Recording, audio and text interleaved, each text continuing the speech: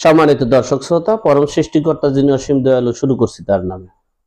বাংলাদেশে এখন সবাই সকল অঞ্চল থেকে জুতা নিয়ে, ঝাড়ু নিয়ে মিছিল শুরু করছে ডক্টর মোহাম্মদ ইউনূসের পতন চায়।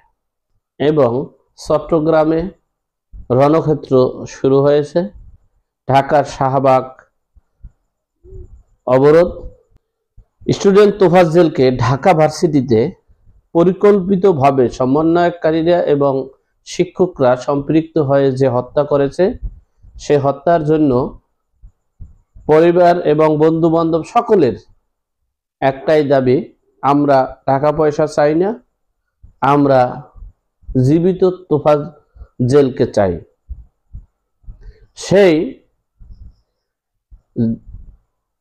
আন্দোলনে বাংলাদেশের সকল আন্দোলনকে বিচার করে সংবিধান সংস্কারের প্রধান ডক্টর শাহদিন মালিক সর্বদিক থেকে বিবেচনা করে তিনি পদত্যাগ করেছেন। কারণ তিনি বুঝতে পেরেছেন এই জঙ্গি সমর্থিত উপদেষ্টা তারা দেশে একটা নৈরাজ্য সৃষ্টি করতেছে এবং 111-এর পায়তারা করতেছে। এটা বুঝে সংবিধান সংস্কারের প্রধান পদত্যাগ করেছেন।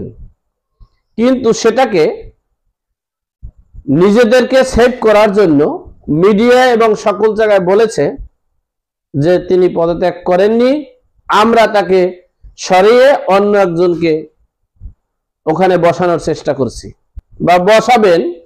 কিন্তু ডক্টর শাহদিন মালিক দেশের কল্যাণে, জনগণের কল্যাণের কথা চিন্তা করে তিনি এই সংবিধান সংস্কারের প্রধান থেকে অব্যাহতি নিয়েছেন। সুতরাং দেশবাসীকে বলবো, আপনারা যে যেখানে আছেন সেখানে থেকে ঐক্য করে তুলুন। মনে রাখবেন, এই বাঙালি বাংলা ভাষাকে ছিনিয়ে এনেছে, স্বাধীনতাকে ছিনিয়ে এনেছে, দেশের সার্বভৌমত্বকে ছিনিয়ে এনেছে। এই জঙ্গি সমর্থিত এবং -2 ফর্মুলার যে রাজনীতি চলছে সেটার থেকেও বাঙালি মুক্তি করতে পারবে এবং এই অপশক্তিকে বাঙালিরা রুখে দাঁড়িয়ে এই অপশক্তিকে ধ্বংস করতে পারবে। সুতরাং এখনই সময়, আপনারা যে যেখানে আছেন সেখান থেকে ঐক্য গড়ে তুলে দেশের সকল অপশক্তি, সকল জঙ্গি, সকল ধর্ম ব্যবসায়ীদেরকে প্রতিহত করে দেশে একটা শান্তি শৃঙ্খলা বজায় আনবেন, এমনটাই প্রত্যাশা করে সকলের কাছে শুভ কামনা করছি।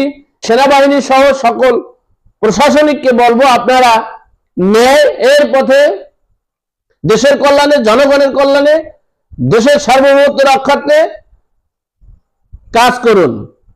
কোন দুঃচক্রদের মদদে দেশটাকে ধ্বংস করবেন না, দেশের নৈরাজ্য সৃষ্টি করবেন না, দেশে গৃহযুদ্ধ বাজাবেন না।